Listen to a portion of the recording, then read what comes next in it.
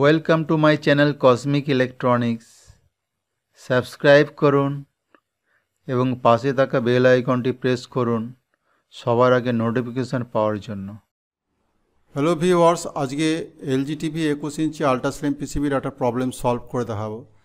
তো এই পিসিবিটার প্রবলেম হচ্ছে ইএসটি সাপ্লাই ভোল্টেজ যেটা 110 হয়, সেই ভোল্টেজটা 150 এবং সঙ্গে সঙ্গে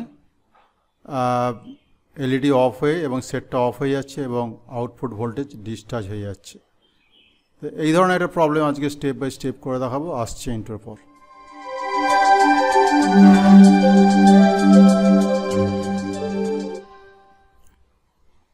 তো ভিউয়ার্স, ইন্টার পর ফিরে এলাম। তা প্রথমে ইএসটি সাপ্লাই ভোল্টেজ যেটা 110 হওয়ার কথা, 110 থেকে 115 এরকম হয় আউটপুট ভোল্টেজ। তো এই ভোল্টেজটা অনেকটা হাই। দেখো, সেটের আমি পাওয়ার অন করে দেখাচ্ছি, মিটারের দিকে দেখো। দেখো, এক ধাক্কায় 153 ভোল্টেজ এবং তারপরেই দেখা যাচ্ছে যে ভোল্টেজটা আস্তে আস্তে ডিসচার্জ হয়ে যাচ্ছে এবং টোটাল সেটটা ডেড হয়ে যাচ্ছে। তা এটা নিশ্চিত রূপে পাওয়ারের ফল্ট, পাওয়ার আউটপুট বা পাওয়ার ইনপুট যে কোনো জায়গায় ফল্ট হতে পারে। তো সেটাই আজকে তোমাদেরকে আমি স্টেপ বাই স্টেপ করে দেখাবো। তা প্রথমে সেটের পাওয়ার অফ করে দিলাম। সেটের পাওয়ার অফ করে দেওয়ার পর মেন ফিল্টার কন্ডেন্সারটাকে ডিসচার্জ করতে হয়, ডিসচার্জ করে দিলাম। এরপর যেখানে আমরা ইএসটি সাপ্লাই ভোল্টেজ পাই ওই পয়েন্টে আমরা একটা 100 ওয়াট ল্যাম্প লাগালাম।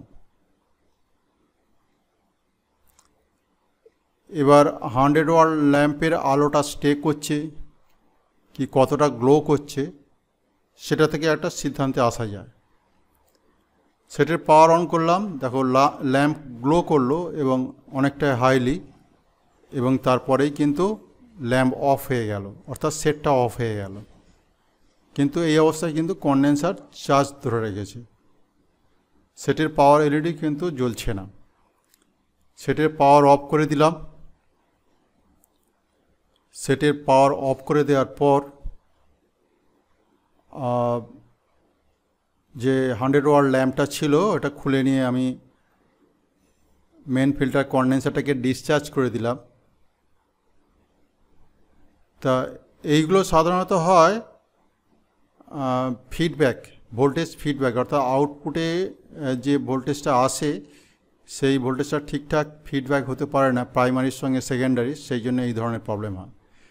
এবং ফিডব্যাকটা হয়, এখানে 3টে রেজিস্টার সিরিজ রয়েছে, তোমরা জানো, 91 কিলো হোমস, 91 কিলো হোমস এবং 36 কিলো হোমস বা 36 কিলো হোমসের জায়গায় অনেক সময় 20 কিলো হোমস থাকে।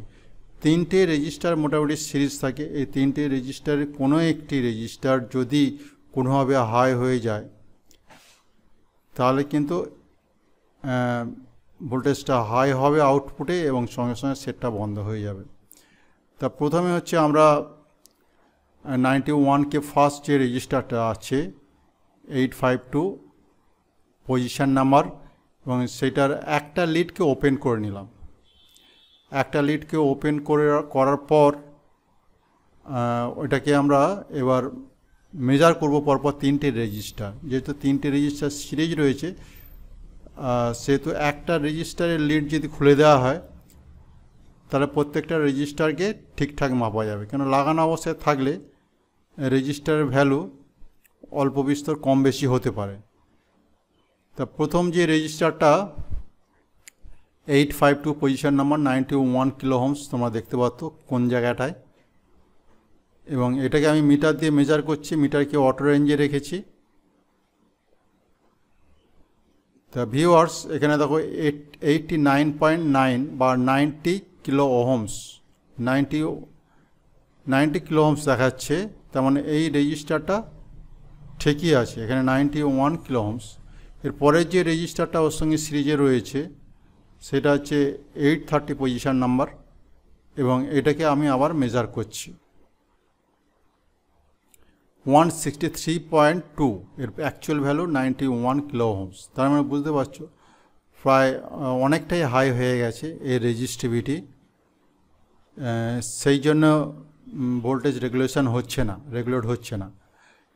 এবং এর সঙ্গে আরেকটি রেজিস্টার রয়েছে, এটাকেও আমরা মেজার করে দেখে নেব ঠিক আছে কিনা। 36 কিলো ওহমস এবং কিছু কিছু সেটে 20 কিলো ওহমস থাকে, এখানে 36 কিলো ওহমস ওকে আছে। এখন এই যে রেজিস্টারটার রেজিস্টিভিটি হাই হয়ে গেছে, তা শুধু কি এই রেজিস্টার হাই হলেই এটা হয়, এই ধরনের প্রবলেম হয় না? এই তিনটে রেজিস্টারের যে কোনো একটি রেজিস্টার হাই হলে এই সমস্যা হয়। এখানে KIA 431 যদি খারাপ থাকে তাহলেও হতে পারে, কম হতে পারে, ভোল্টেজ বেশি হতে পারে। আর অপ্টোকাপলার খারাপ হলেও এই ধরনের প্রবলেম হতে পারে। তা প্রত্যেকটা পার্টসই কিন্তু সিরিজে থাকে। তা এখানে টপ ভিউতে চলে এসেছি।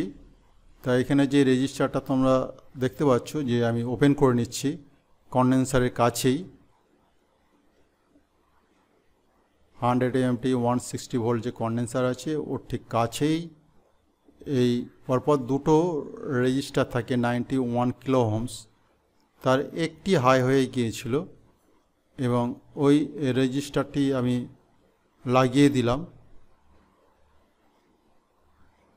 আর অনেকের হয়তো 91 কিলো ওহমস হয়তো মার্কেটে অ্যাভেলেবেল নেই, সেক্ষেত্রে তোমরা 180 kilo Ohm's plus 10 kilo Ohm's লাগালে অ্যাকুরেট ভোল্টেজটা পাওয়া যাবে। 180 kilo Ohm's plus 10 kilo Ohm's, 10 kilo Ohm's extra দিতে হয়, নাহলে ভোল্টেজটা অনেকটাই কম হয়। তা এইটা করে এই 10 কিলো ওহমস এবং 180 কিলো ওহমস এই দুটো অ্যাভেলেবেল মার্কেটে, এই দুটো সিরিজে একসঙ্গে করে দিতে পারো, তাহলেও কিন্তু ভোল্টেজটা অ্যাকুরেট পাওয়া যাবে। তো আমাদের কথা বলতে বলতে লাগানো হয়ে গেছে। আর ল্যাম্পটা তো লাগানোই রয়েছে। এবার সেটের পাওয়ার অন করি। পাওয়ার অন করে আউটপুটে ভোল্টেজটা তোমাদের দেখাবো। পাওয়ার অন করলাম,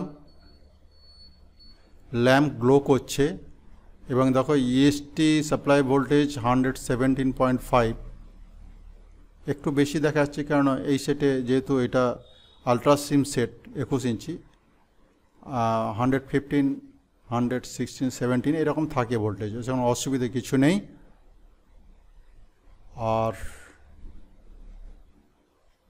এটাকে অ্যাকুরেট করতে গেলে আমি যেভাবে বললাম তোমাদের রেজিস্টার সিরিজ করে লাগাতে পারো, তাহলে তোমার 112 বা 110 ভোল্ট চলে আসবে।